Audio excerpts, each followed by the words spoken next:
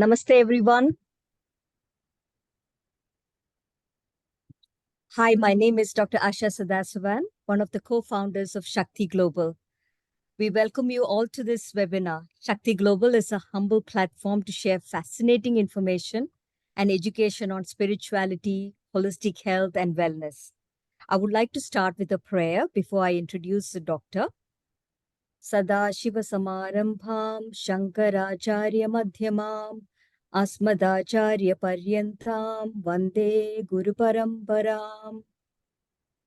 What are the basics to live a well-rounded holistic life?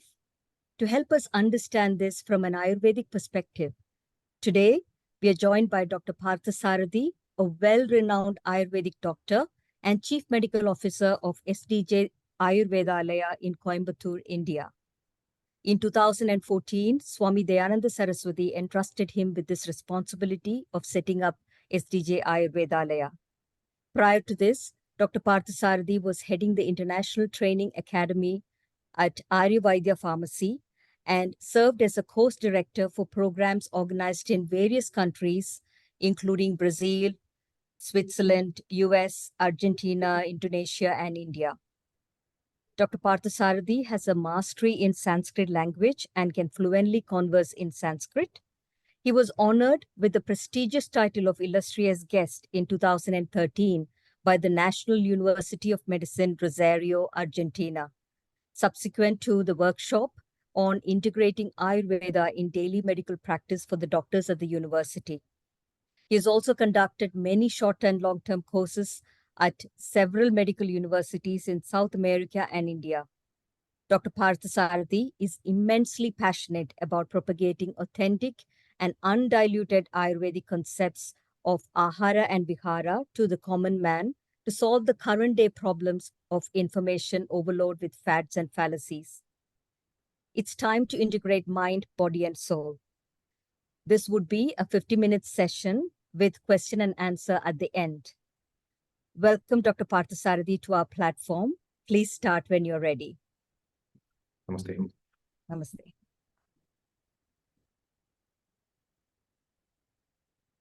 Ganganapatiye Namah. Gungurubhyo Namah. Avignamastu. Guru Ganeshabhyam Namah.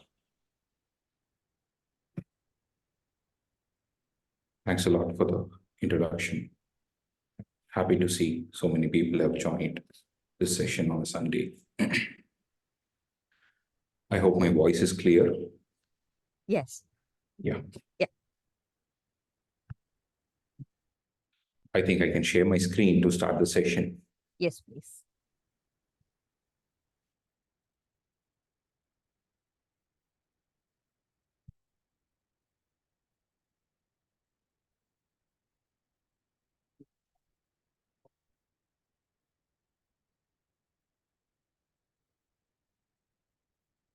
So we are here to understand certain aspects about Dinacharya. I'm not sure how many of you will be familiar with this term Dinacharya. But of course, even if you're not familiar, even with this term Dinacharya, this session is going to make sense for you. So no doubt about it. We're not going into any technicality as such. The main objective that we thought is to get an introduction about, or to get an introduction into the Ayurveda Shastra. Ayurveda is a Shastra. Shastra is something, to give you a basic understanding, we have a lot of Indian knowledge systems, which includes so many varied disciplines, of which Ayurveda is one. And all the Shastras follow the same pattern from the foundational principles of understanding, etc.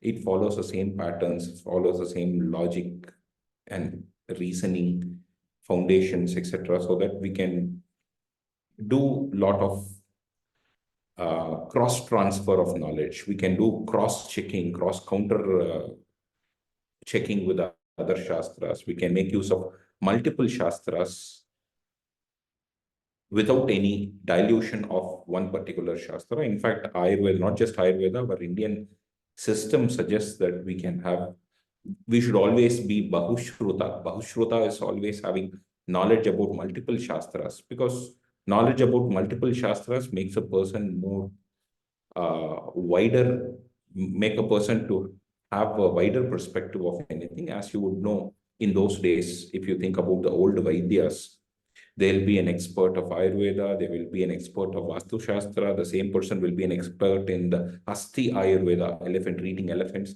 The same person will be an expert in Jyotisha, astrology. So there'll always be Bhagashruta. So Ayurveda is a Shastra which has solid foundational principles. And in this session, maybe we'll try to understand the real taste of Ayurveda, meaning there are a lot of confusions or a lot of mispropagation, malpropagation about Ayurveda also. So people understand Ayurveda also in a wrong way. For example, people tell that drinking warm water with honey is an Ayurveda practice. Drinking warm water at empty stomach is an Ayurveda practice. So people have this n number of practices and giving a tag of Ayurveda to it. And let's understand what the real aspect is. And our intention again will be to understand the concept behind the wisdom and not the information. As the introduction went, we are stuck with this information overload. Every other day, we have some new concepts and theories coming, and they are well justified by the scientific community. And in the current day, you take any topic. If you want to prove your topic, you will have at least 10 scientifically proven research papers or documented evidence to prove it. No matter you're correct or not, there are documents and evidence that are available for us to prove our point. So it's not about proving the point, it's about the actual reality. That is the gap, actually speaking. So we have a lot of information available around us. If you would like to follow a dieting practice, if you go into the internet and search about the dieting practice, you will have hundreds of dieting practices, and each one of them will be justified in their own ways. But what to choose? You are taken for a ride. You have to just choose with your instinct. Okay, let me try this. If it works, it works. If it's not working, let me try another. So it's not an instinctive decision one has to make when it comes to some practice or health related practices. When it comes to following some health related practices, it should not be an instinctive decision, or rather it should not be a random decision. It should be something that is aligned with the principles of Shastra, which is nothing but the alignment with the nature. That's the core aspect that we are going to understand now. Even if we are not able to understand the concepts behind the wisdom, let us understand that there is a wisdom. It's not just information.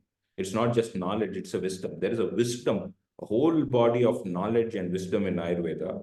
And it's not just randomly shared. There is so much of concept behind it.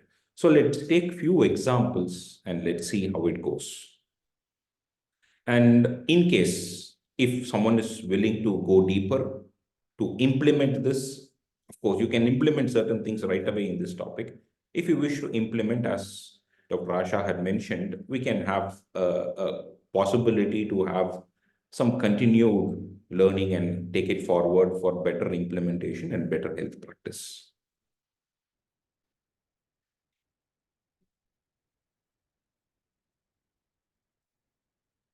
So the core topic that we aim to discuss today is Dinacharya, which is a daily regimen.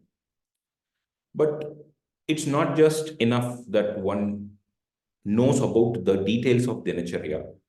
To know the detail of Dinacharya or the explanations of Dinacharya is again just information. It's not about wisdom. But the information becomes a wisdom. Am I audible? Yes. Yes. Someone had mentioned that the sound is lost.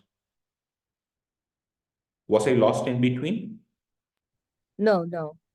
Yeah. Maybe the connection here. Yeah. So Dinacharya, the word Dina is day, Charya is a regimen. So what is the regimen that one has to follow during the day? Day meaning day and night. So starting from waking up until going to bed, you have so many activities that we do on our daily life. Maybe some simple activities like waking up, evacuating, or eating, or sleeping, day sleep, exercising. There are so many things that we do on a daily life. Simple things like drinking water, when to eat food, what to eat, etc. We have hundreds of things that we do in a day. So analyzing them and doing it in a proper way is actually essential for healthy living, or at least doing it in a proper way is essential. Not many of us know that there is a specific explanation about these daily practices. That there are certain clear-cut explanations of what one has to do, when one has to do, and all this is clearly documented in our Shastra. If I'm going to list you those things, okay, wake up during Brahma Muhurta, then go and evacuate, then brush your teeth, use this for brushing, don't use this for brushing, eat at this time, it becomes again information. You already have 100 informations with you, and I'm not here to give you the 101st information so that you have one more problem, which one to choose. So it's not about information. There is a lot of logic and reasoning behind it.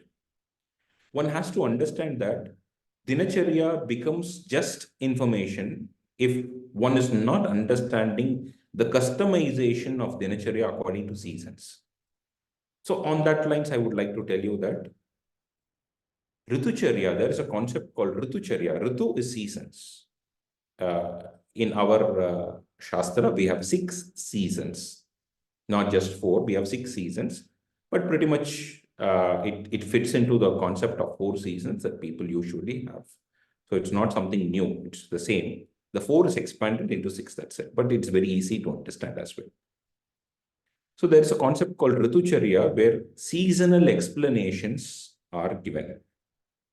Example, I can give you some examples. There are certain explanations that we see in Dinacharya, there is daily regimen, that is a standard advice. But those standard advices are customized according to the seasons in the concept of Ritucharya. Example, day sleep. If we take day sleep as an example, of course, we are going to discuss a little bit more about day sleep as we go forward. When we take day sleep as an example, the general thumb rule is do not sleep during the day. That's it. Sleeping during the day is not advisable. There are exceptions. A bala and vriddha is an exception. A child can sleep during the day. A vriddha, an aged person, can sleep during the day. Nowadays, it is very difficult to tell you are not supposed to sleep during the day because you are a vriddha. That is, you are an aged person. People get easily offended nowadays. That when we tell you are aged, people get offended. They'll be like 50, 60, 70. But when we tell you come into the category of Vriddha, people are not happy to hear that. And we have this theory that age is just a number, except, yes, of course, age is just a number. But there are certain things that one has to do, one should not do, etc. On that lines. These exceptions are there. Of course, there are a few other exceptions which you are going to see. But there is a season, spring, where a person should never sleep during the day. Never ever a person should sleep during the day. If a person sleeps during the day, then what are the implications? Ritucharya beautifully explains. Immediately, there is another season, summer, where there is a provision for a person to sleep during the day. You can sleep during the day. So you see, though the thumb rule is that you don't sleep during the day, we see some explanation, never ever do it. Or, okay, it's okay at this time, do it. So there are some customizations. Similarly, bathing. There is an explanation that Ushnambhuna Adakayasya Parisheko Balavaha.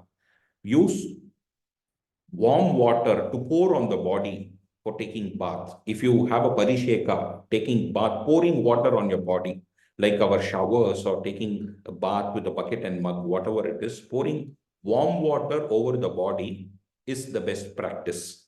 Balavaha, it is improving the bala or the strength of the person. So using warm water for bath below the neck, not above the neck, below the neck. Ushnambuna adhakkayasya, below neck is good. It increases the bala or the strength of the person. Tenaiva the duttamangasya, the same water if you use for the head, balahrit kesha chakshusha, it is not healthy for your, it's not generally healthy. In specific, it is not good for the eyes and hair. There is an explanation. So use warm water for the body and don't use warm water for the head. Rather use the plain room temperature water for the head. This is a challenge that people suffer when they take bath in the showers, etc. And that is why most of you, I see many Indian names. We have a tradition of taking bath with a bucket and mug. So we have the possibility to customize the temperature of the water for the head and body. That's why the tradition is. So Ushnambu is suggested on a general lines. It is suggested in Dinacharya. That's the best water to use for bathing. But in summers, we find an explanation that you can use cold water for bathing. Similarly, if we take exercise, we are going to discuss certain things about exercises also. But here on this lines, I would like to tell you that there is a season where there is an advice that you can do exercise. There is a season where there is an advice that you must do exercises, no other option. There is a season where you reduce as much as possible. So it cannot be always the same. This famous honey with water, there is a season specificity to it. Ayurveda explains madhu taka. There is a specific season where it is suggested, specific quantity when it is specific quantity that is advised, specific quantity that becomes a problem. All these explanations are there. So these are customizations. So without customization, taking some notes that, okay, this is explained in Dinacharya, daily regimen, let me follow it 365 days. It doesn't make sense. So is this customization too difficult? Not really. It is so simple.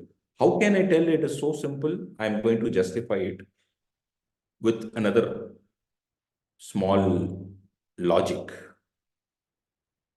This whole of this concept of Dinacharya, Ritucharya, daily living, etc. is based upon two principles. One is the principles of day and night. Day and night has a specific concept. Similarly, there is a principle of seasons. Uttarayana, Dakshinayana, the 6 seasons. So this concept of day and night and concept of seasons in the current age, if we ask someone what one has to do at one particular time, not many of us are aware of. But our ancestors, even if it is an ancestor from a different country, ancestor from Australia or ancestor from New Zealand, ancestor from any country, they would have some specific understanding about the region and season. None of them had a same type of breakfast 365 days, but we have a practice of taking a same type of breakfast 365 days. It's so easy to ask people, what's your breakfast? They can write in one line, oats with this and this and this and this. Maybe you make a variation with the fruit that you add or nut that you add, but pretty much the breakfast is the same. Fruit, every day I have one fruit. Papaya, every day I have a papaya. So we have made a standard 365-day pattern for everything. Did our ancestors have this practice of a 365-day similar regimen? Not really. They had so much of customization in it. If you try to analyze what the reason is, they had a thorough understanding about the day, the concept of the day, concept of the night. They had the thorough understanding about the seasons. How did they have this understanding? Were they so familiar with Ayurveda to understand the various implications? Because their practice, if we go and analyze, once you start studying the explanations of Ayurveda, you will see that our ancestors were following it precisely. With the examples that we are going to delve deep into, you will understand that how could my grandparents follow this so precisely, in spite of them not knowing anything about Ayurveda? How is that ever possible? It is their connection with nature. They know what grows when. That is, everyone knows what grows when. That's the most simple thing. But Their connection with nature is so deep and precise that they could follow or get the whispers of nature and align their practice according to the principles of nature, which is nothing but the principles of Ayurveda. There is an explanation, there is a saying, not a saying, there is a shloka in Ayurveda that explains Acharyat sarva cheshtasu loka eva hi dhimata. That is the best Acharya, the best teacher in the world is nature. Nature is the best teacher in the world. The best teacher in the world can teach you Ayurveda more than that Ayurveda that we can learn in the textbooks, understanding this Sanskrit and all this philosophy, logic, not necessary. You can bypass everything. The nature can teach you. And our ancestors were thoroughly connected with the nature so that they could get all the whispers. And we are completely disconnected with the nature. That is the biggest problem. So for us to get connected with the nature and revive the knowledge from our ancestors, it's quite challenging. And to accept the knowledge of our ancestors, we are not ready because we consider our ancestors as outdated.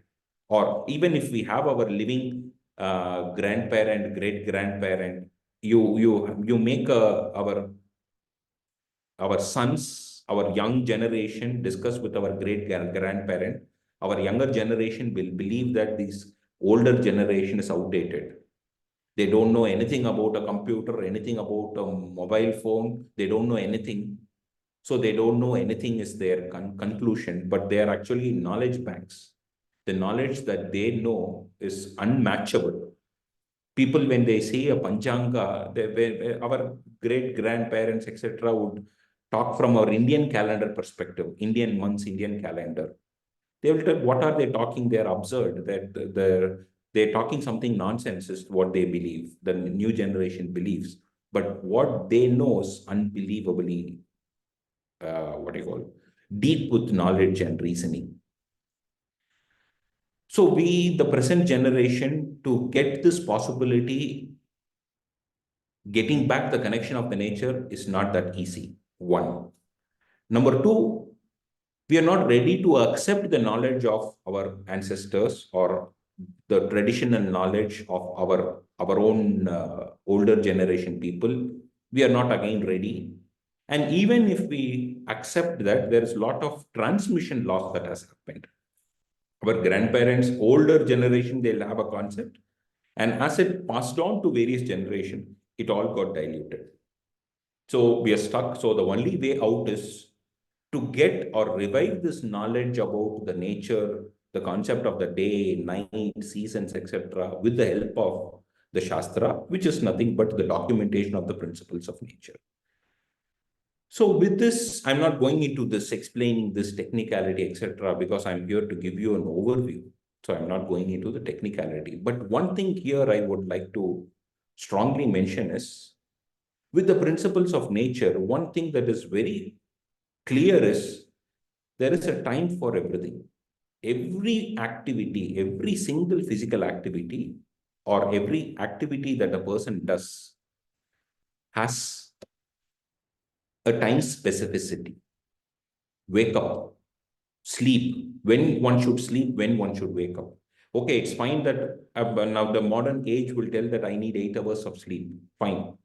But where do you get that 8 hours of sleep matters a lot. It's not just about the 8 hours. It's about which block of 8 hours you get. Because there is a principle of nature that is associated with it. Eating. When you should eat really matters. I was telling about this information overload and scientifically proven aspects. Let me bring out one small example. Until 2016, no, until 2017, the most acceptable concept of dieting is small and frequent meals. If you are a diabetic, then needless to tell that you should have small and frequent meals. We would be like crying, touching the feet of people, telling that, no, this is not the way it is. Ayurveda clearly explains that this is not the way one person should eat. There is a basic factor called hunger. Only based on that one has to eat. No one was ready. Frequent meals to the extent that people were having 7 or 8 meals. I know all of you must be knowing this, or you would have heard from people, or you were practitioners of this. Small and frequent meals. But a new theory came on. All the 6, 7 meals, frequent meals, were based on some scientifically proven theories. A new scientifically proven theories comes. This scientist called Yoshinori comes with a theory of autophagy or autophagia that transformed, totally changed the way in which people started to see food, dieting, etc. Now, the theory is eat only 2 times a day, or just eat 1 time a day if possible. Intermittent fasting, 16:8. This is the trend. I know every one of you, each and every single person here must be knowing what an intermittent fasting is. And now the theory is people will tell intermittent fasting is Ayurveda. I would disagree to that also. Though Ayurveda tells that only 2 meals a day is accepted as per the normal Dinacharya practice, only 2 meals a day is permissible. But that doesn't mean that one has to starve to match the 2 meal day pattern. If you are starving, that you are creating a new problem. With excessive starving, waiting for that meal, you are creating a new problem. So it's again, there is a concept of season. Which season you are permissible to do this 2 meal a day practice? Which season you should not be doing it? What is the reason behind it, logic behind it? If possible, we'll touch that. So a totally accepted and a scientifically proven theory, overnight that is changed, and all those people who are practicing 7 meals, 8 meals a day are now claiming that 2 meal a day is a practice. How is it ever logically accepted? The same people who followed this are following this. So similarly, there are hundreds of things. There is an age, there is an era, maybe I think 10 years before, fermented food. If you talk about fermented food, people will tell that fermented food is the worst thing that one can take. It will increase your arthritis. Don't even ferment your idli batter. I think all of you would have heard this. Fermented food is bad. Now it is an age of fermentation. People ferment anything and everything that they see. Whatever that is available on earth, people try, how can I ferment this? Kombucha, so many things has come. This fermented culture is very strong. People tell that in those days, there was an age where people tell, if you take coconut oil and if you take ghee, it is directly cholesterol, heart attack, heart problems. Now people take ghee and coconut oil as though there is no tomorrow. Like add coconut oil shot in the coffee, ghee in the coffee, early morning coffee, have a shot of coconut oil at empty stomach, ghee at empty stomach, whatnot. That is, we are always in the extremes. One theory will tell that this is bad, we'll ditch the whole thing. Next, one more theory will come, one more scientifically proven theory will come that it is good, then we'll go into it as though there is no tomorrow, like every day do think there is no moderation. But from an Ayurvedic standpoint or from an Indian Shastra standpoint, it is Anuyayat Pradipadam Sarva Dharmeshu Madhyamam. On all aspects of life, there should be a Madhyama path. There should be a path of moderation. So even in these practices, there should be a path of moderation. So everything has a time. When to eat, when to exercise, when to sleep, when not to do this, everything has a specificity.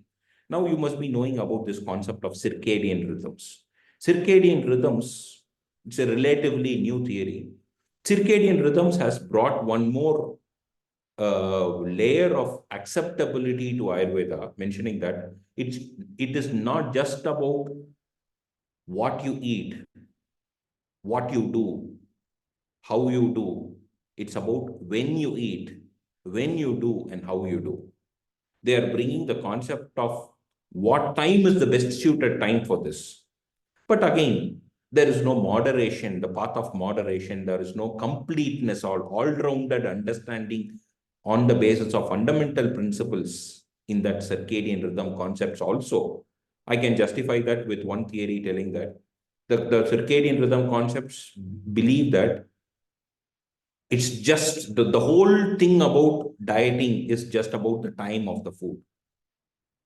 you follow this pattern of 16-hour fasting. After 16-hour fasting, whatever that you do, whatever that you eat is not going to create a problem. There are certain researches on mice, on rats, telling that just by altering the timing of the meal or timing of the food that the rats were provided with even with all junk food, the rats could reverse all these metabolic problems that they were having. No, it's not justifiable. When it comes to food and practice, it is not just about when, what, when, why, how, with what, who does it. There are so much of nuances in it. A simplest way of understanding all the nuances is following the principles of Ayurveda, which is nothing but the principles of nature.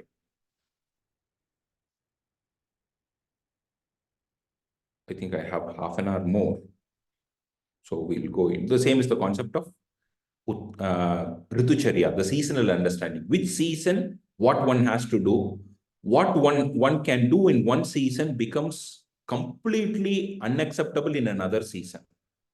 What one can do in one time of the day is completely unacceptable in another time of the day.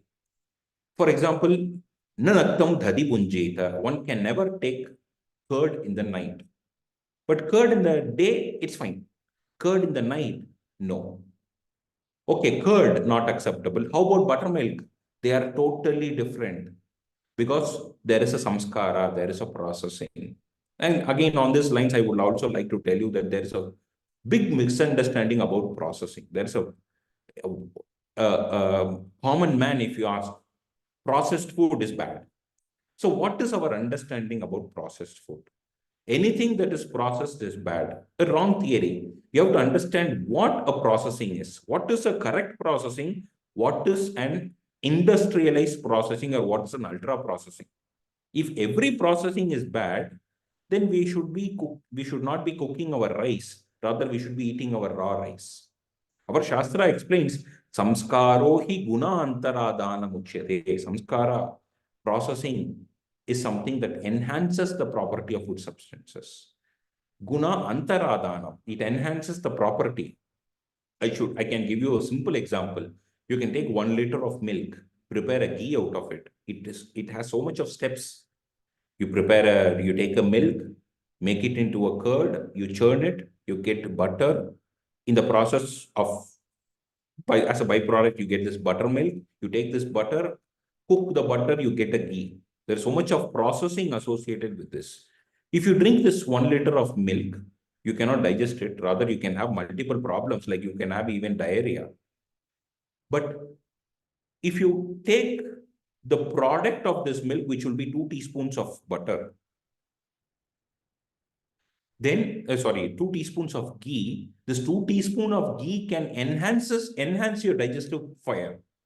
So how does this dramatic change possible?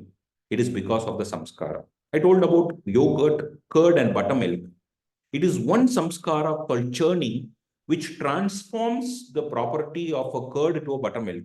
People believe that if I add water to curd, it becomes buttermilk. No, not really. There is a process called churning, manthanam, the churning process. It can be with a churner, or it can be inside a blender or a mixie, whatever it is. There should be a rigorous churning process that should happen, which transforms the property of substances.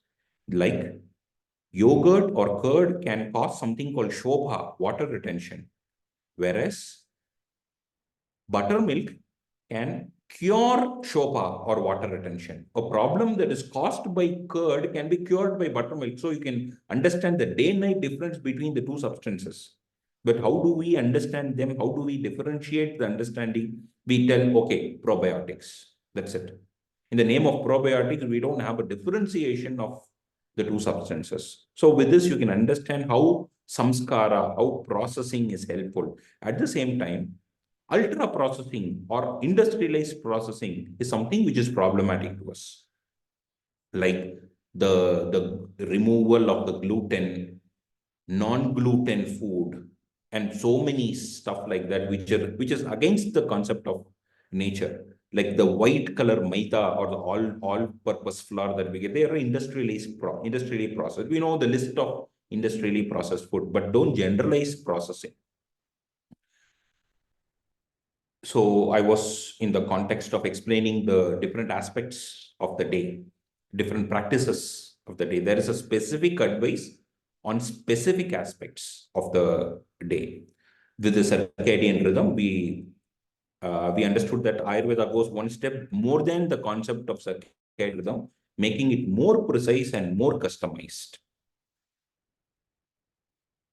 Now let me go into the topic proper. Again, I have chosen few simple examples to make you understand, to bring out some common myths, explain you the myths, and make you understand the logic behind it.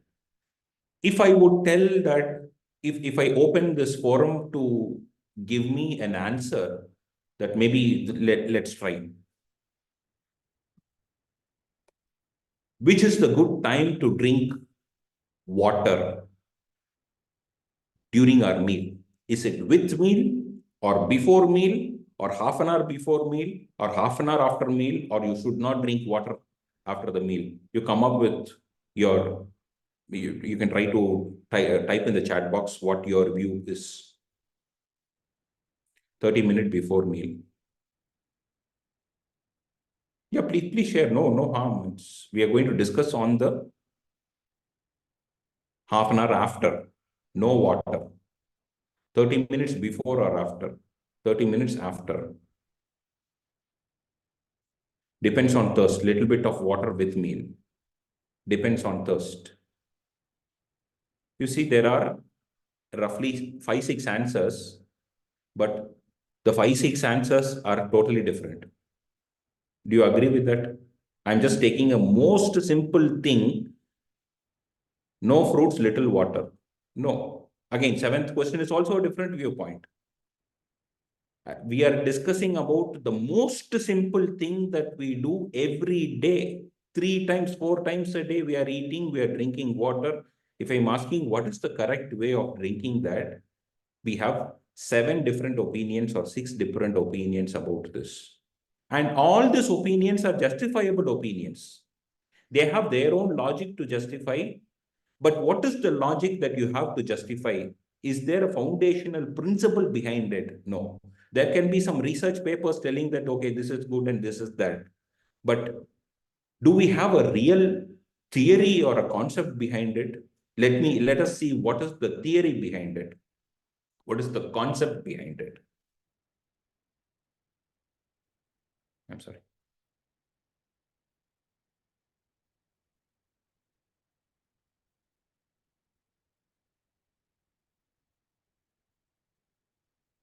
When it comes to ahara, food, the basic rule is that Jirne hitam mitam chatyag. In the context of Dinacharya, when it in the context of food, when it comes to food, the basic advice, I would call this as a golden advice.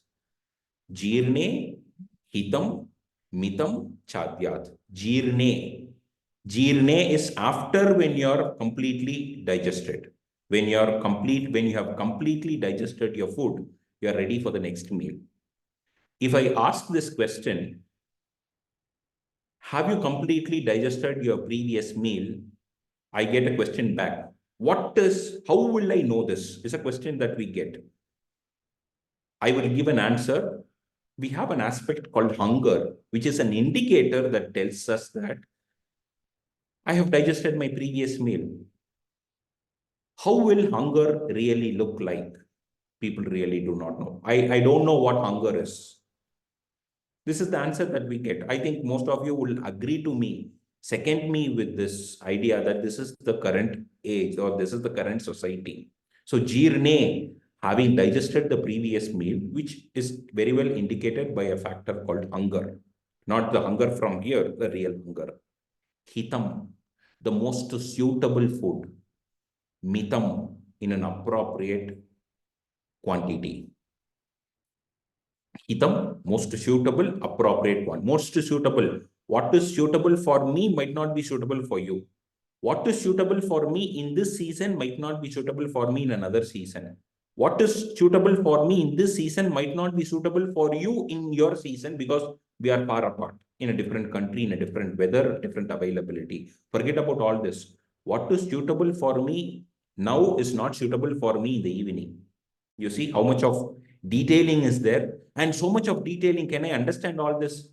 Our ancestors who know nothing about Ayurveda, who are illiterates, know this much better than the so-called, we have everything at the touch of the button, but we are unaware of this is the reality, the pathetic reality. So it's not complicated, is something that I would like to register here. So Jirne, Hitam, appropriate food. What is appropriate for you? There are a lot of aspects. What, when you are eating, why you are eating, how you are eating, what is available around you, who is eating, all these factors has to be clarified. What should be the quantity? Okay, mitam. You're telling eat at an appropriate quantity. What is the appropriate quantity? If I again open the chat box for this understanding, what is the appropriate quantity that one should eat? We will get 5 more, 6 more different views. All the answers will have a different view pattern. One will tell I have to eat to the level of my fist. One will tell different. There will be hundreds of opinions that we can get. But what is the reality? Let's go see what the reality is. The Shastra explains that we have to divide our stomach into 4 quadrants. Of the 4 quadrants, 2 quadrants should be dedicated for solid food, 1 quadrant should be dedicated for liquid food, and 1 quadrant should be left free for the movement of doshas, vatadi doshas, movement of doshas, or the movement of the food, whatever, whichever way you feel like. So stomach, the first area that receives food. So how will I follow this pattern? I cannot carry a scanner machine always to scan and check whether is it half or 1/4 full, or is 1/4 empty or not. It is not possible. So what is the tool that we have to understand this? Again, I would like to open a question and answer interaction, but considering the paucity of time, I'm not doing it. Here we get to understand one logic, that the food should have a liquid component. That is a mandate. If the food does not have a liquid component, that has so much of repercussions. Let me see if I am able to put all this together. I'm little apprehensive of bringing too much of detailing also, because it should not become an information overload. You should not have indigestion with the information. Rather, I want you to understand the concept, not the information. So if you could understand there is a concept behind it, no matter you understand the concept or not, if you can understand that there is a concept and a logic behind it, that's enough for me. That's enough. That I've done justice to this session. That's the whole intention, actually. So 2 quadrants are for solid food, 1 quadrant is for liquid food. And when one reaches this point, we have a sense called satisfaction. That is tripti, satisfaction. When one is satisfied, it means that 3 quadrants are full and 1 quadrant is empty. And I think every one of you can second me on this. If you believe that I am right, you can type yes in the chat box. That is, after having this sense of satisfaction, we can comfortably take 1 more serving. If you agree with me, type yes in the chat box. After having this sense of satisfaction, we can comfortably take 1 more serving, which means that, yes, 3, 4, there is 1 no. Yes, of course, there will always be difference of opinion, and it's welcome. Difference of opinion is welcome, but end of the session, we should not have a difference of opinion. I'll tell why the answer is no here. I'll give the reasoning why you are coming with an answer no. Let me give 2 scenarios. One scenario, when you are completely connected with the food, enjoy the taste of the food.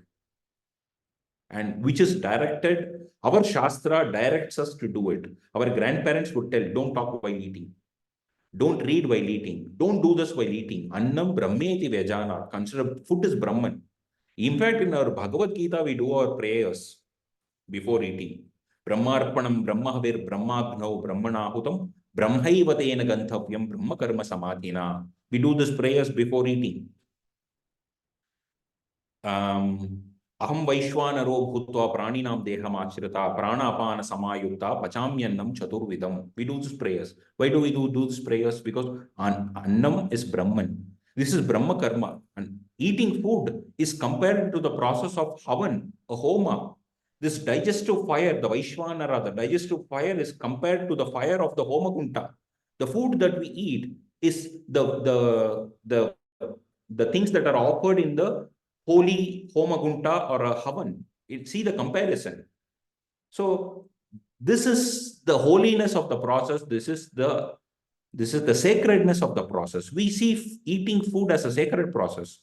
But what happens? People are with mobile phones. People are with gadgets, or people are discussing during the meal, etc. They cannot realize what satisfaction is. Your concept of satisfaction is bulldozed when you are not connected with the food. We can go back to our ancestors. Don't talk. Eat with people. Sit together and eat with people, but don't socialize, because it's not a socialization activity. It's a ritualistic process. It is not a social process. We all know that how much of respect we offer to the food. When you offer that kind of a respect, if you are mindful in your eating process, you will know what satisfaction is. I can justify this with one example. We will all go with our friends for a party, sit together, eat everything. We'll order everything, eat everything. Talking, we'll be eating a little bit here and there. At the end of the meal, we will be full until here. If we will tell in our place, we'll tell a logic, don't open your mouth. The food is visible. The food is seen until the mouth, the food is seen. That much full you will be. The kaka and the crow will come and eat your food if you open your mouth. That full you are. But still, are you satisfied? No. You'll be seeing, is there anything more interesting to finish? You will not get the satisfaction. The same thing happens in a movie theater. You finish one full bucket of a popcorn that they provide in the nowadays cinemas. You are engrossed in the movie. You have finished your popcorn. You don't know what the popcorn tasted it. Rather, you really touch the bottom of the popcorn cover. You realize, oh my God, who ate it? No, no one ate it. You ate it. You don't realize that you have eaten it. You are not mindful, and so you will not get the satisfaction. When you are not when you're not connected with the food, you don't feel the concept of satisfaction. So when people tell no, you have not realized the satisfaction. So satisfaction is something that you realize only when you reach that, or when you eat with mindfulness, where you understand the concept of trupti, satisfaction. And after satisfaction, you can comfortably eat. The thumb rule here is stop at satisfaction. Don't stop after you are full. Being full and being satisfied are completely different. After being satisfied, you can comfortably take one serving. Here, the most interesting aspect here is you should reach the satisfaction of 3 quadrants full along with the liquid component. That liquid component can be a component of the meal. For example, some porridges, kanjis, and other liquidy food if you take, it is fine. You reach that satisfaction with a liquid component. I have to ask a question here. Say if you are eating something like a pongal or a dosa, you are very conscious about stopping at satisfaction. Let's have an imaginary situation. You are very conscious about stopping at satisfaction. You have finished your meal with satisfaction, pongal or dosa or something similar to that. You have finished your meal. Will there be a demand of water or not? Yes or no? You stopped at satisfaction. Will there be a demand of water or not? Yes. Okay, good. So you have reached your satisfaction. You have followed the advice of Ayurveda. But while eating this pongal dosa, the required liquid component is not justifiably provided. When it is not justifiably provided, the body cannot digest it. The body needs 1 quadrant of a liquid component to digest the process. So demand will be created. So you drink water. When you drink water after being satisfied, after stopping at satisfaction, you are going to fill the fourth quadrant. When you fill the fourth quadrant, which means you are full, your stomach is full, there is a list of digestive problems that one can suffer with, including ama and many other things. But it is not going to show you today or tomorrow or next year. It is going to build up, and you are prone to suffer with a lot of things with this accumulated practice. So the logic that we can understand here is we have to arrive at satisfaction with the liquid component. If the liquid component is with the food, like a liquidy food, well and good. If the liquid component is not there in the food, then water makes an essential part, an essential component in the food. What does our Shastra say about it? Bhojane chamrutam vari, bhojanante vishapradam. Sanskritam, it's bhojane, during meal. Vari, water is amrita. During meal, water is like a nectar. Bhojanante, anta, end. Bhojanante, vishapradam. End of the meal, it is like visha. So people crudely translate, end of the meal, if you drink water, is it visha? No. The problem is, even if you are following a good practice that you stop at satisfaction, end of the meal, you drink water, you are filling up the fourth quadrant. You are ending up with a digestive problem, which can potentially be a visha. Visha meaning not a poison, but something, it is expressed as something poison. It can be ajirna, which can be a visha. There is something so much of poison, kind of, not poison. It is harmful for your body. You can take it that way. So bhojane chamritam vari, during meal, water is advisable. Why is it advisable? It is essential for the digestive process because there is a thumb rule that 1/4 of the quadrant, or one of the 4 quadrants should have a liquidy nature for a digestive process to happen, well explained in the Shastra. Dharma Shastra, you must be knowing Dharma Shastra. I saw one previous sessions, you're talking about various aspects of Dharma. Dharma Shastra is an important text which talks about Dharma. Dharma Shastra mentions about mandatory presence of water during meal. Why is Dharma Shastra emphasizing water to be present during meal? Is it just for the namesake practice? No, it is to drink. But it should not be too much of water during meal. Again, solid food, 2 quadrants, it is modifiable depending upon the digestibility of the food, how heavy the food is digestible, etc. So it's not a fixed, airtight understanding. You have to customize it here and there according to the person, according to the time, according to the digestive capability of the person, according to the type of the food, and so many aspects are there into it. I hope now all the 7 confusions that we had in our food are consolidated here with just one simple aspect of ahara. And I'm just giving you the cream of understanding. I'm not going into the details. If we go into the details, it might be too technical for you. We are not going to the details. Even with the cream of understanding, it is well justifiable, understandable from a Shastra perspective, not as an information, but as a wisdom which is backed up with tradition, that all our 7 understandings that we had about drinking of water is wrong. How did we come up with this idea? Information overload. It's just an information overload. And have you validated the information? There, you might have validated with some famous person telling it, or some famous scientifically proven documents. But the scientifically proven documents are valid only for 5 years or 10 years max, which is what we see in reality. And again, as per Ayurveda, there are only 2 meals, of which the lunch or the brunch should be the biggest meal of the day, which satisfy the criteria of what you call the intermittent fasting. But is it permanently acceptable? No. There is a season where the Shastra tells, Pratareva vate ato himesmin seveta pratareva bhubukshitam. There is a season in winters, one can be hungry very early in the morning. You have a provision to have breakfast if you are hungry very early in the morning because of the climatic influence, because of the long nights, etc. So you cannot have it as a hard and fast rule that I will eat only after 16 hours. If you are extremely hungry after 16 hours and have your meal, it is not going to do any good for you in long run. Maybe in short run, it might be looking good, but in long run, it is not going to look good or do good. So there should be a thorough foundational understanding which decides or designs our daily life practices or daily regimen or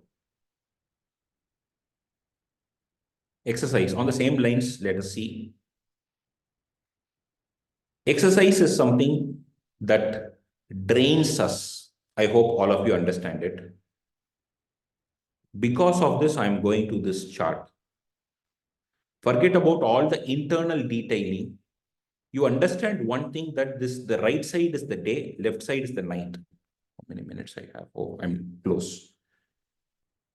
The day aspect is sun predominant. The night aspect is moon predominant. The sun predominance is creating a dominance of a factor called rajas. The night predominance, the moon predominance creates a dominance of an aspect called tamas. This rajas and tamas are the governing principles of our activities during day and night, meaning we are all active, doing able to do all this activity like I am doing, alert, active, clear, etc., is because of the grace of rajas.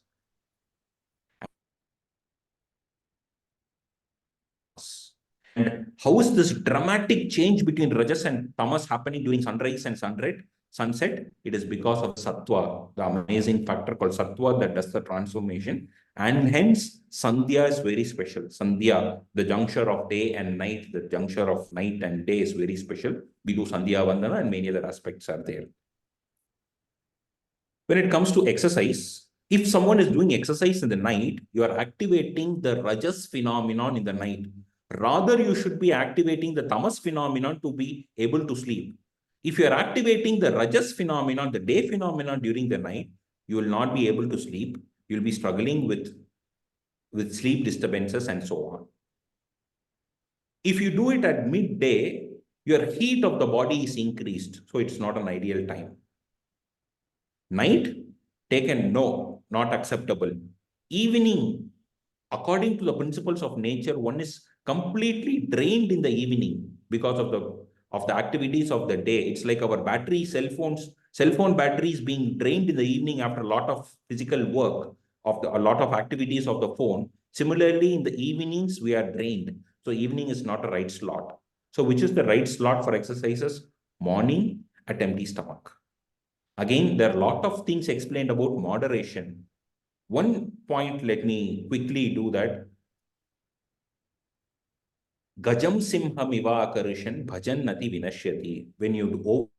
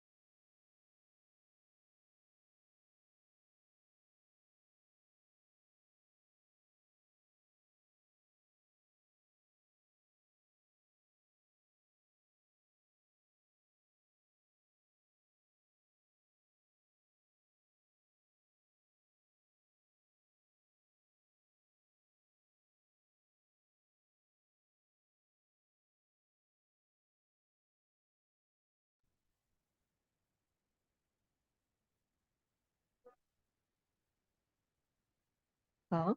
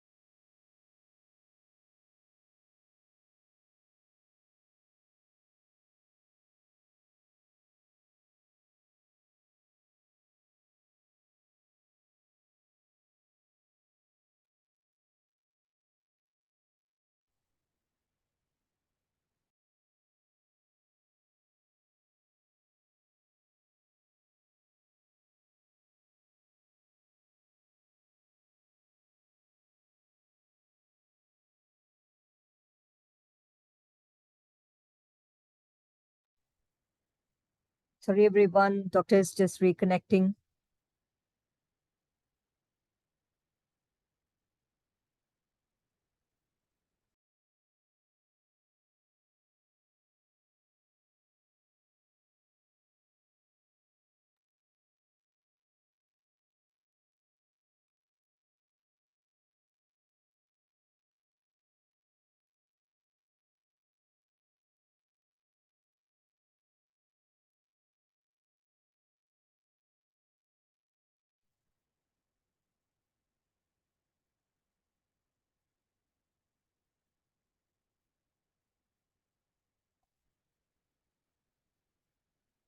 Hello? Hello?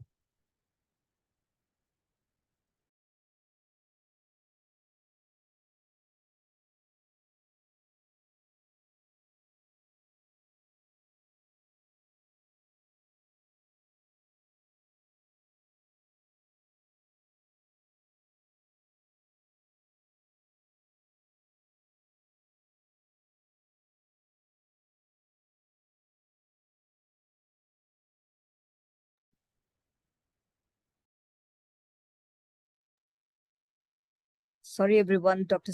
Parthasarathy's connection got dropped. He's reconnected now. Yeah, I think I'm pretty much done. I'm open for questions, if any. If you want to just finish off that Gaja and Yeah. Am I audible? yeah. Thank you, Doctor. Yeah. So an exertion can even put a person like it's compared like a fight between a lion and an elephant, where when a person is overdoing on a physical activity, that might be sounding healthy or that might be sounding enjoyable, but on a long run it is not going to benefit us. It's just like the fight where the lion has won the battle, so victory is very good, but what is the point of winning and then losing the life after the battle? So that's the explanation given in the Shastra with regard to the exercise. So what much of what is the quantity of exercise? What should be the moderation in it? When one should do? Everything is trapped in the concepts. So similarly, these are just examples, some random hand-picked examples because of the paucity of time. But the complete detailing of this based on the fundamental principles is the whole crux of this concept of Dinacharya and Ritucharya.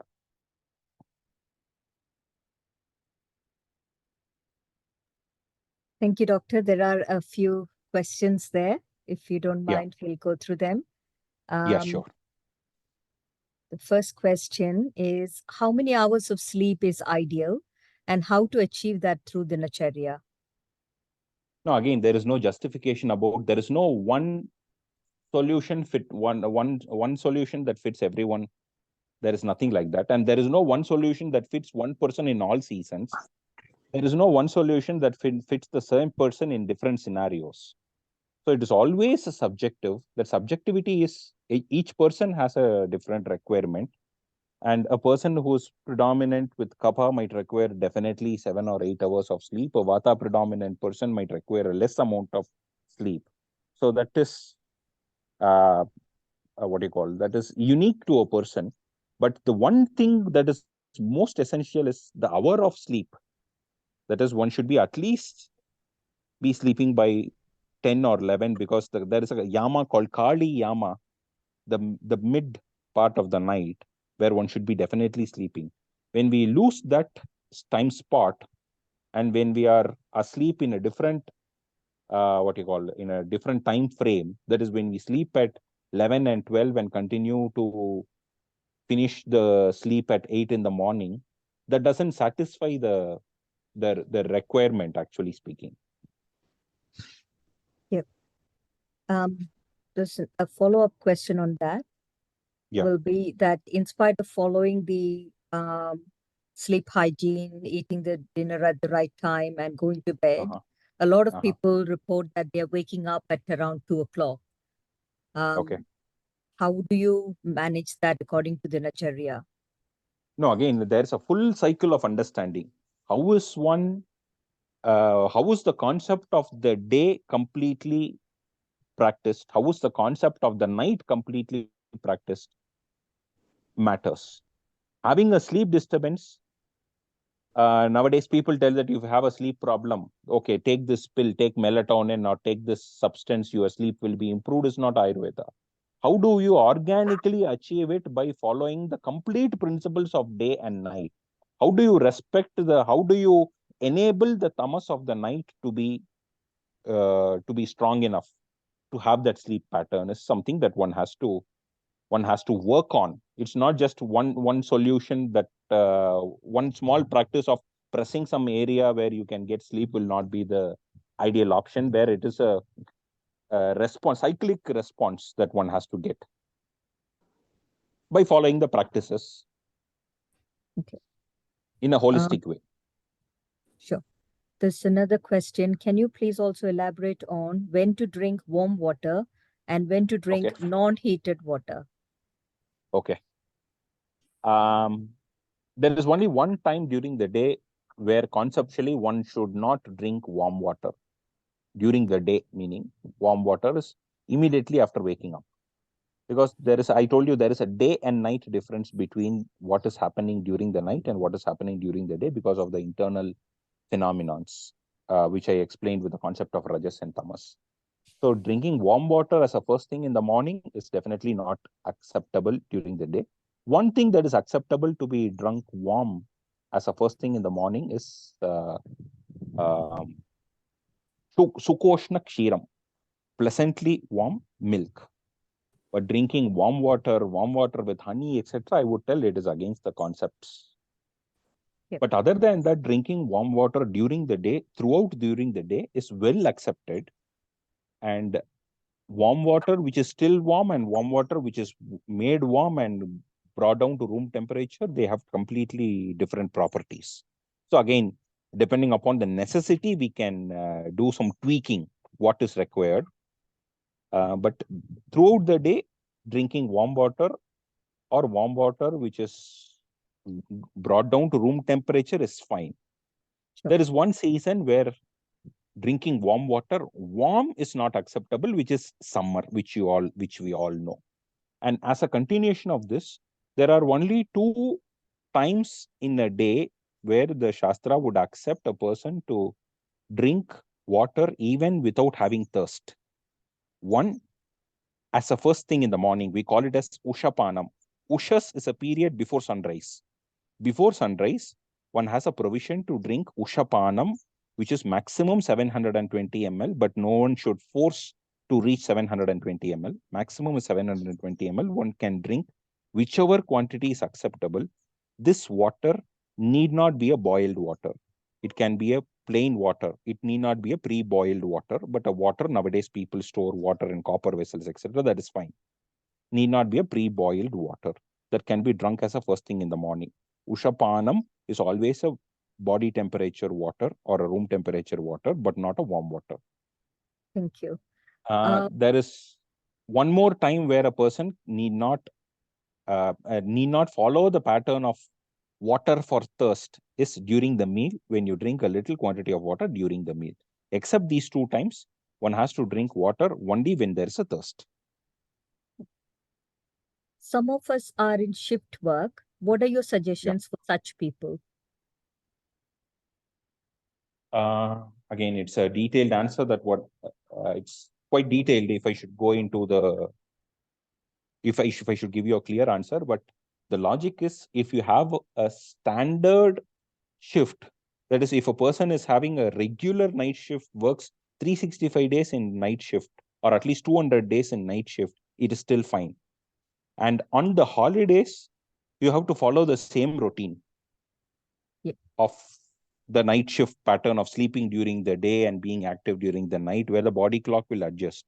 But if your shift is going to be continuously changed, then it's really challenging. The way in which you will have to handle is really challenging. It has to be fine-tuned work that has to be done with the Vaidya probably. And even then, Vaidya might not be able to give a clear solution. They can give you some possibilities where you can reduce the damage. That's it. There is a question on Siddha and Ayurveda, whether they are same with different names. The conceptually, as I told you, every Shastra will follow the same pattern. The same is the case with Siddha and Ayurveda also. Both are having the same concepts, same philosophy, theories, etc. But they'll have their own flavors. In this case, the language is also different. Siddha is in Tamil, Ayurveda is in our Sanskrit language. Again, regional influence will be there. Because it is Siddha is prominent in Tamil Nadu, there will be a predominant usage of metals and minerals. Whereas the Kerala style of Ayurveda, because of the abundance of herbs, there will be more usage of herbs in place of metals and minerals. But however, when you go to the north, up north in Ayurveda, the practice of Ayurveda will be similar to Siddha. Okay. There's a question from Daniel. When should we get up? Brahma Muhurta. There is no exception to that, getting up at Brahma Muhurta. But the Shastra is very precise that Brahme Muhurta Muttishte Swastho Rakshartam Ayushaha. A Swastha, a healthy person should get up at Brahma Muhurta. If you are not a Swastha, then there is no point in getting up. Swastha meaning a healthy person. So a healthy person should get up at Brahma Muhurta. There is, again, Brahma Muhurta can be a topic of discussion for 1 hour. To give you a simple understanding, the 3 hours before sunrise can be considered as Brahma Muhurta. Just 1 minute before sunrise can also be conveniently considered as Brahma Muhurta. Thank you for the introduction, Doctor. If we want to know more details about today's sessions and further, please suggest. Yeah. Meaning, sorry, I did not get your point. Please suggest videos or other courses that you might be able to do for us, please.